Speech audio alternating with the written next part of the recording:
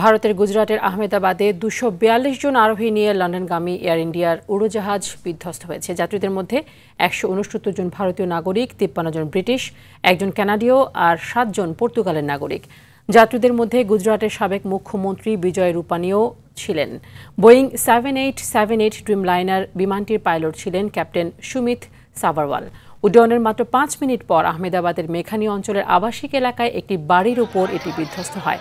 দুর্ঘটনার পর আহমেদাবাদ বিমানবন্দর বন্ধ রাখা হয়েছে। তাৎক্ষণিকভাবে প্রতিক্রিয়ায় দুঃখ প্রকাশ করেছেন ভারতের প্রধানমন্ত্রী নরেন্দ্র মোদী। দুর্ঘটনার পরপরই যুক্তরাষ্ট্রের নিউ ইয়র্ক স্টক এক্সচেঞ্জে উড়োজাহাজ নির্মাতা প্রতিষ্ঠান বোয়িংয়ের শেয়ারের বড় দরপতন হয়েছে।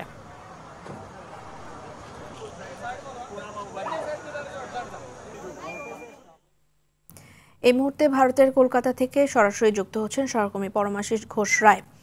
পরমাশিস, বিমান বিধ্বস্তের ঘটনায় সবশেষ নতুন কি তথ্য আছে আপনার হাতে, আর হতাহতের বিষয়ে কিছু জানতে পেরেছেন কিনা?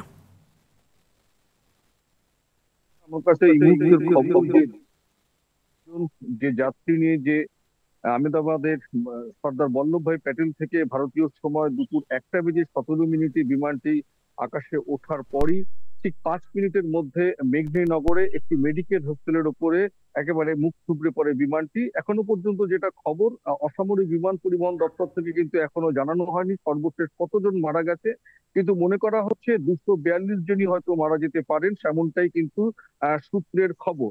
আর যে বিমানটি যে মেডিকেল হোস্টেলের মধ্যে ভেঙে পড়েছে সেখানে এখনো পর্যন্ত ৫ জন মেডিকেলের স্টুডেন্ট, ইন্টার্ন যারা ছিলেন ২০ জন মতন তারা নিহত হয়েছেন এবং ৫ জন ছাত্র নিহত হয়েছেন বলে এখনো পর্যন্ত যেটা খবর।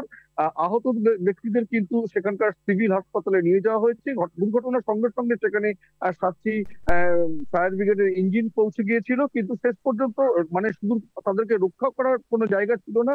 আহত অবস্থা তাদেরকে প্রত্যেককে নিয়ে যাওয়া হয়েছে, যেহেতু খুব দূরে যাচ্ছিল, লন্ডনে যাচ্ছিল, প্রচুর পরিমাণে কিন্তু জ্বালানি ছিল বলেই কিন্তু বিমানটি মুখ থুবড়ে পড়ার সঙ্গে সঙ্গে কিন্তু অগ্নিসংযোগ ঘটে এবং কারোরই বেঁচে থাকার কিন্তু সম্ভাবনা নেই। এবং যেটা খবর সেটা হচ্ছে গুজরাটের প্রাক্তন মুখ্যমন্ত্রী সেই বিমানে ছিলেন। ১৬৯ জন ভারতীয় যাত্রী ছিল, ৫১ জন ব্রিটিশ নাগরিক ছিল, একজন কানাডিয়ান এবং ৭ জন পর্তুগালের। সর্বশেষ যেটা খবর যে অসামরিক বিমান পরিবহন দপ্তর থেকে কিন্তু এখনো কোনো জানানো হয়নি এবং কলকাতা থেকে আহমেদাবাদগামী যে বিমান আজকে যাওয়ার কথা ছিল সেটা কিন্তু বন্ধ রাখা রয়েছে। পরমাশিস, নতুন কোনো তথ্য আসলে আবারও আপনার সাথে যোগাযোগ করব। ধন্যবাদ পরমাশিসকে।